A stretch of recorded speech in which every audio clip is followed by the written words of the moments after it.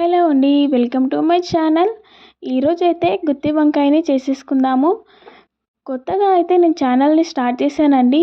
కొంచెం తడబడుతూ చెప్తుంటాను, ప్లీజ్ కొంచెం అర్థం చేసుకోండి. అలాగే కొత్తగా చూస్తున్న వాళ్ళు సబ్స్క్రైబ్ చేసుకోండి, పక్కనే ఉన్న బెల్ ఐకాన్ని క్లిక్ చేయండి. వెంటనే మీకు నోటిఫికేషన్స్ వచ్చేస్తాయి. అలాగే చిన్న లైక్ కూడా వేసుకోండి. ముందుగా ఒక ప్యాన్లో మిర్చి అలాగే ఎండు కొబ్బరిని అయితే వేయించుకోవాలి. వేయించుకున్న వాటిని మిక్సీ జారలో వేసుకొని అలాగే బగారా ఆకుని కూడా వేయించుకోవాలి. తర్వాత కొన్ని పల్లీలను వేయించుకున్న తర్వాత అదే మిక్సీ జారీలో వేసేసుకోవాలి.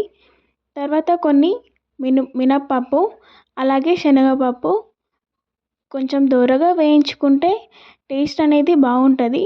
అలాగే కొంచెం సాజీరా వేసుకోవాలి. మొత్తం అన్నీ వేగాక మిక్సీ జారీలో వేసేసుకున్న తర్వాత మనం కట్ చేసి పెట్టుకున్న వంకాయ ముక్కలను అయితే వేసేసుకోవాలి. గుత్తి వంకాయలాగా కట్ చేసుకున్నాను, ముక్కలు కాదండి. మీరు కూడా ముక్కలుగా కాకుండా గుత్తి వంకాయలాగా కట్ చేసేసుకోండి. అలాగే కొంచెం ఆయిల్ పోసుకొని కట్ చేసుకున్న ఉల్లిపాయ ముక్కల్ని అలాగే టమాటా ముక్కల్ని వేసుకొని కొంచెం రెడ్ కలర్లో వచ్చే వరకు వేయించుకోవాలి.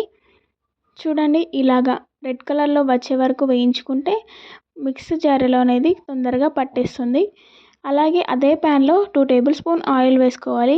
మనం కర్రీకి సరిపడా ఆయిల్ వేసుకుంటే చాలండి. మీరు ఎంత తింటే అంత వేసుకోవచ్చు. మేమైతే 2 టేబుల్ స్పూన్ అండ్ హాఫ్ అట్లా వేసుకున్నాము. తర్వాత కొంచెం జీలకర్ర వేసుకోవాలి. అలాగే అల్లం వెల్లుల్లి పేస్ట్ పచ్చివాసన పోయే వరకు వేయించుకున్న తర్వాత మనం ముందు వేసుకున్న మసాలాను అయితే వేసేసుకొని ఆ తర్వాత వంకాయల్ని కూడా వేసేసుకోవాలి.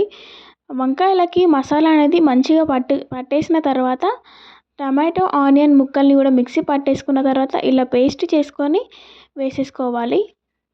మంచిగా వంకాయ ముక్కలకైతే పట్టేటట్టు చూసుకొని కొద్దిసేపు మరగనిచ్చాక కొన్ని వాటర్ పోసుకొని మూత పెట్టేసేయాలి. మంచిగా కలుపుకొని మూత పెట్టేసుకోవాలి.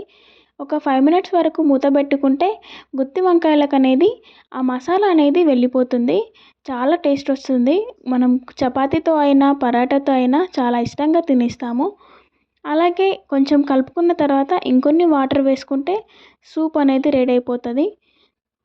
కొందరికి ఫ్రై అనేది ఇష్టం, మరికొందరికి సూప్తో ఉండడం కూడా ఇష్టము. మేమైతే మా ఇంట్లో 4-5 ఉన్నాం కాబట్టి కొద్దిగా ఎక్కువ సూప్ పెట్టుకుంటున్నాము. తర్వాత కొంచెం కొత్తిమీర వేసుకొని గార్నిష్ చేసుకుంటే మన గుత్తి వంకాయ అయితే రెడీ అయిపోతుంది. కొత్తగా చూస్తున్న వాళ్ళైతే ప్లీజ్ సబ్స్క్రైబ్ చేసుకోండి. నేను ఏమైనా మిస్టేక్స్ చెప్పి ఉంటే కామెంట్ చేయండి. Thank you.